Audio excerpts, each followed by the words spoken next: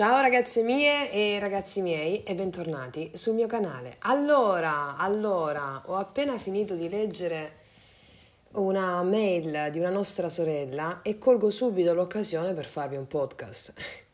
Perché quello che va bene per una delle nostre ragazze, delle nostre sorelle, può essere utile per tutte. E questo è un argomento cardine che già volevo farvi un podcast. Però mi ha dato proprio la spinta per farlo subito, sfornato subito.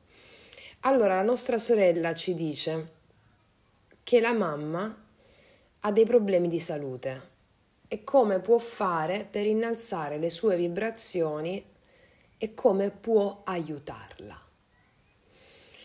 Allora, questo che vi sto per dire, per ogni cosa, situazione, persona o evento con il quale voi entrate in contatto. La vostra anima vi proietta delle immagini. Tali immagini sono quello che vivete quotidianamente, comprensivo delle persone e degli eventi. Tutto è un simbolo per l'anima, tutto è un simbolo. Qual è lo scopo dell'anima? Ritrovare amore. E come lo fa? Creando una narrazione. In questa narrazione c'è una madre, c'è un padre, c'è una situazione geografica, c'è un momento storico. L'anima crea tutto. Come vi ho spiegato anche nel video Magia Pratica 6, anche 5 e 4, sia la nascita che la morte sono simboli dell'anima. Come si evolve l'anima? Come ritrova amore l'anima? L'unità. Attraverso le emozioni. Quindi quando siete a contatto con una situazione o una persona che vi scatena un'emozione, dovete affidarvi all'emozione. Nel caso della nostra sorella, dove la mamma ha dei problemi di salute e mi chiede come posso fare per innalzare le mie vibrazioni e come posso fare per aiutarla. Allora, noi non possiamo aiutare nessuno. Noi possiamo solo innalzare le nostre vibrazioni e supportare l'innalzamento vibrazionale dell'altra persona solo se noi innalziamo le vibrazioni. Allora, qui innalzare le vibrazioni significa cosa? Accogliere l'emozione che tu provi davanti a tua madre, come può esserlo tuo padre, come può esserlo davanti a una persona in difficoltà. Per aiutare l'altro, tu devi sentire l'emozione che hai rispetto a quell'altra persona. Che emozione ti suscita la mamma che ha dei problemi di salute?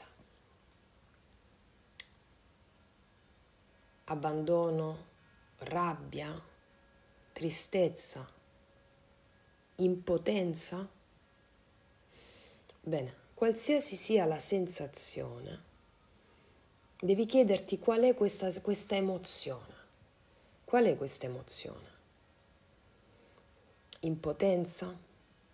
Solitamente esce fuori l'impotenza spesso da queste domande, ma qualsiasi essa sia, qualsiasi emozione sia. Allora, devi parlare con la dea dell'impotenza. Prima di tutto, devi metterti lì, sentirla, questa impotenza, o che sia rabbia, o che sia frustrazione, o che sia tristezza. Devi sentirla. Dove la senti? Ti devi chiedere prima di tutto dove la senti. La senti nello stomaco, la senti nel petto, la senti nel primo chakra, secondo chakra, la senti nelle braccia, nelle gambe, nella testa. Dove la senti? Ok. Dopo che ti chiedi dove la senti, come la senti? Una vibrazione, un formicolio, un peso, un prurito, un bruciore. Come la senti? Ok. Fatto questo, inizia a sentirla tutta ancora di più.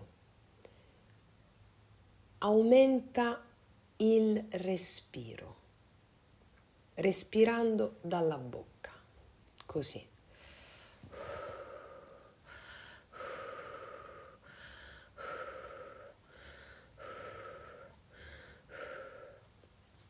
Ok?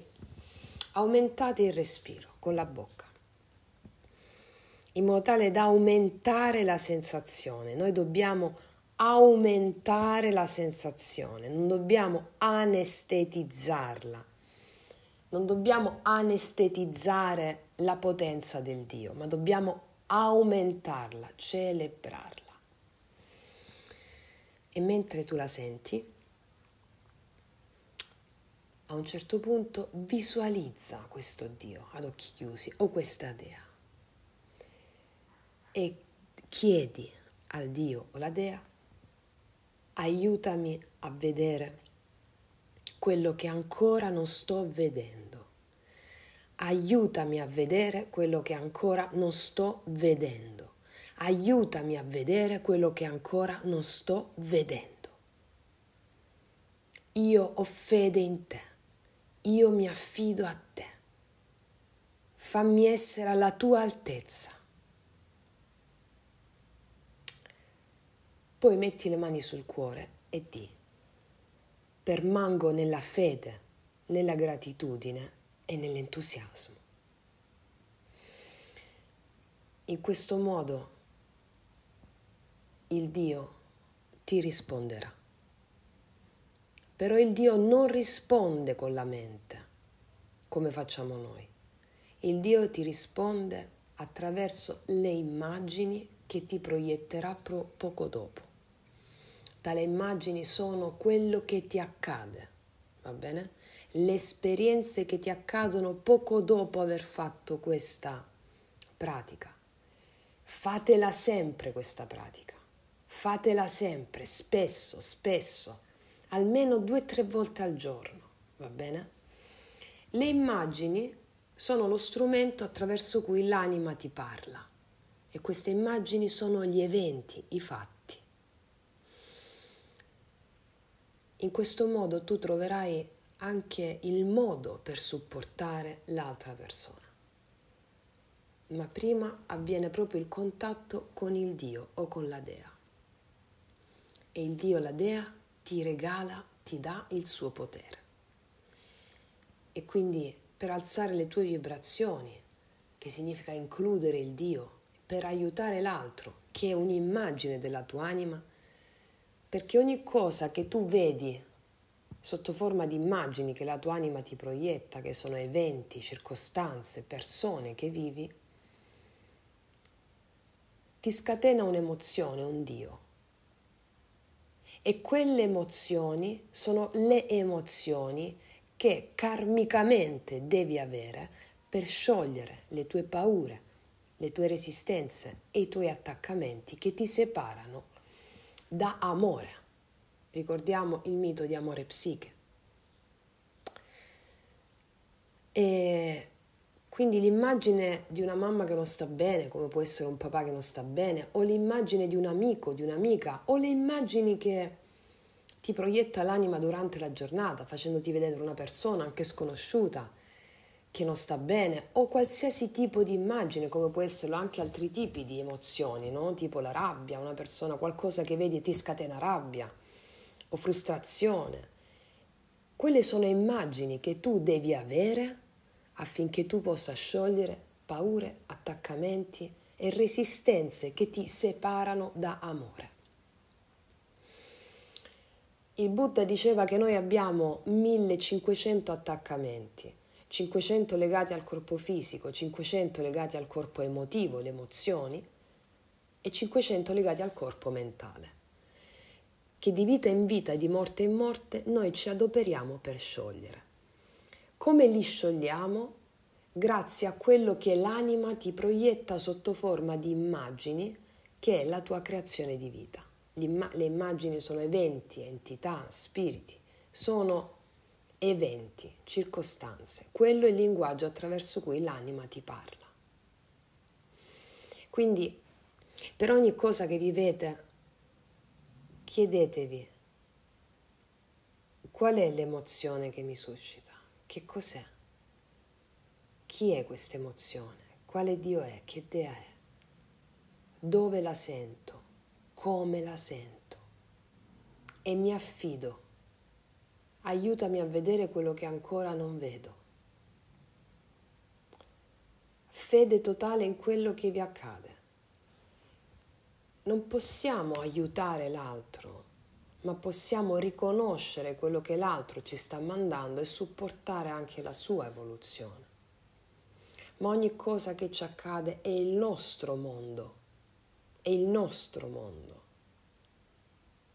Questo porta a innalzare le vibrazioni, l'accogliere queste emozioni, avere il coraggio di accogliere queste emozioni come Perseo, no? Che vi racconto sempre la storia del grande eroe del mito greco che scende nel regno di Ade, cioè nel proprio subconscio, ed è lì, nelle proprie emozioni, nel proprio subconscio, nella parte oscura, che prende gli strumenti per tagliare la testa a Medusa, da cui poi nascerà Pegasus, il cavallo alato, perché solo sentendo le emozioni arriva la leggerezza. Pegasus che viene trasformato grazie a Perseo, no? E Perseo a sua volta prende i sandali alati, che sono la leggerezza. Per alleggerirsi la chiave è scendere nelle proprie profondità. La leggerezza è la chiave imprescindibile del mago. Il mago è leggero, il mago è un bambino. Non è serioso, non è serio come gli adulti, no? Perché il serio, l'adulto serio, è limitato alla propria percezione razionale, no? E scredita, addita, ridicolizza quello che fanno i bambini, cioè quello che fa la magia. E qua ci stiamo istruendo a diventare maghi, cioè ci stiamo rieducando ad essere bambini. E quanta più leggerezza acquisisci, tanto più hai forza psichica, forza, vigore, intuizioni, per dirlo in altri termini, innalzi le tue vibrazioni. E l'unico modo è proprio includere gli dèi. Gli dèi ti danno la forza e per avere forza devi avere il coraggio di, come vi ho spiegato nel video Magia Pratica 1, di sentire l'emozione e spaccare la diga della mente che ti tiene serrato all'interno di un piccolissimo circuito limitato di percezione e quindi anche di forza e quindi anche limitate vibrazioni e frequenze. Più ti elevi, più ti espandi, più ti senti all'altezza del Dio che ti è venuto a trovare. Quindi, ragazze mie e ragazzi, per tutto ciò che incontrate, per aiutare qualcuno devi aiutare te, devi includere il Dio, perché l'altro è un'immagine della tua anima. Quindi, detto questo, ragazze mie e ragazzi, in questo brevissimo podcast mi auguro di avervi dato un ulteriore assist, vi abbraccio profondamente, noi ci sentiamo alla prossima e come sempre, che Dio vi benedica! Mua!